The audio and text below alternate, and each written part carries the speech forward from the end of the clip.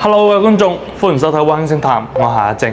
今期咧同大家嚟到咗華僑城沿岸嘅位置啊，介紹翻一套我覺得係非常之唔錯嘅單位啦。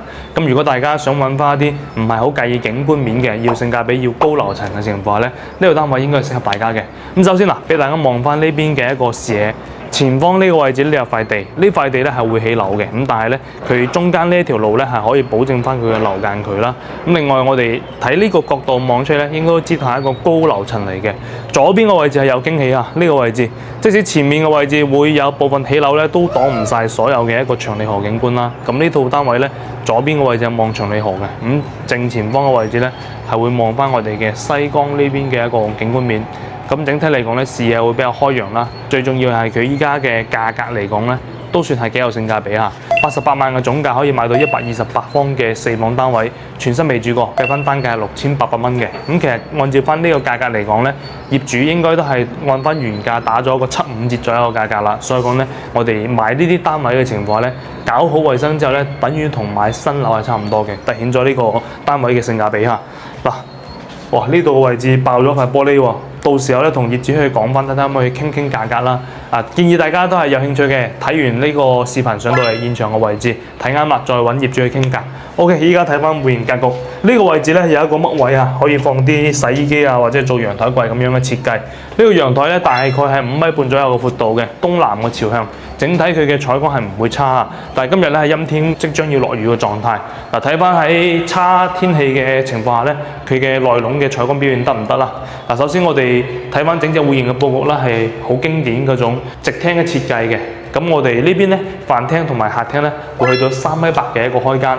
呢個位置梳化位置，咁望翻出去咧係會望到我哋嘅一個足球場嘅位置。咁對面咧就係我哋嘅電視背景牆啦。咁呢個咧就係原先嘅華僑城嘅交樓標準啦，天花啊、燈啊、筒燈呢啲都係交樓標準嚟嘅。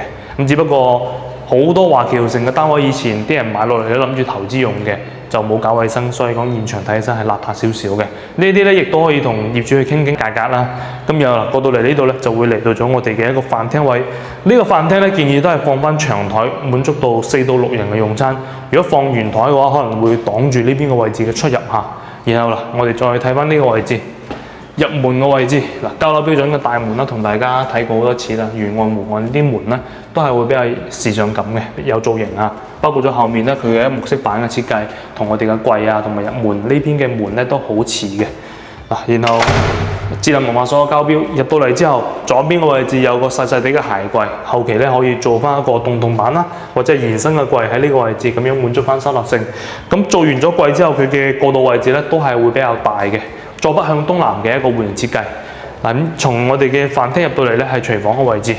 嗱，廚房呢邊睇翻 L 型嘅一個廚房嘅設計，基本上咧可以企到2個人嘅一個空間。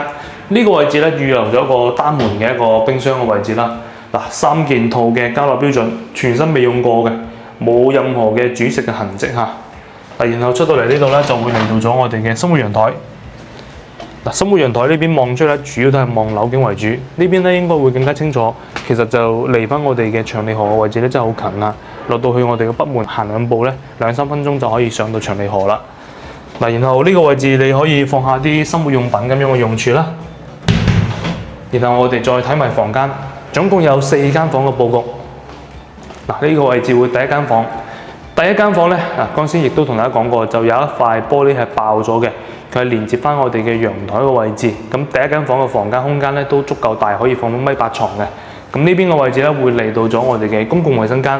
陰天即將要落雨嘅狀態下咧，現場嘅採光都係唔差。呢個咧就係佢東南向嘅一個優勢啦。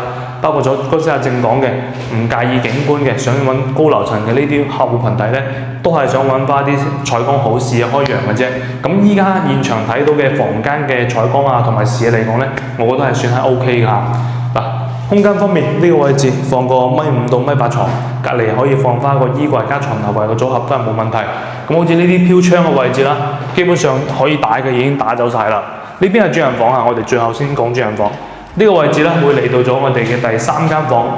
嗱，同樣都係啦，呢邊主要都係以樓景為主啊。咁但係咧佢嘅樓間距咧都算係可以保障到。咁啊空間方面咧，1.5米到1.8米床都係 OK 嘅。呢間房咧係陽光房嘅設計啊，計咗一半面積。咁然後嗱，我哋最後咧再睇翻呢個主人房。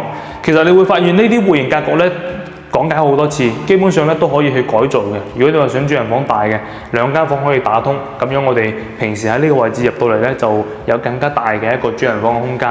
嗱，首先我哋睇翻原始戶型佈局嘅最後一間主人房，呢個位置可以做衣櫃，或者呢個位置做個衣櫃咁樣，將呢個衛生間間隔開我哋嘅一個臥室嘅位置嚇。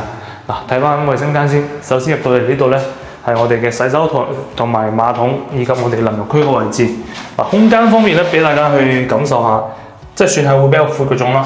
畢竟128方嚇。嗱，然後再過到嚟東南嘅朝向，現時咧就會望住翻西江嘅部分景觀，但係後期起咗樓嘅情況咧，就應該望唔到啦。咁整體嚟講咧，佢就係一個高樓層嘅單位啦。視野、採光方面咧都係唔錯嘅。嗱，空間1.8米床，可以講呢個空間咧亦都係足夠大嚇。咁呢隻戶型咧，其實講亮點唔算多個亮點啦。嗱，價格方面88萬嘅一個總價，咁你話計翻高樓層嘅情況咧，呢個價格咧都係差唔多接近於成交價。有興趣嘅可以過嚟睇完現場傾一傾呢個價格，亦都 OK 嘅。咁包括咗剛先講嘅。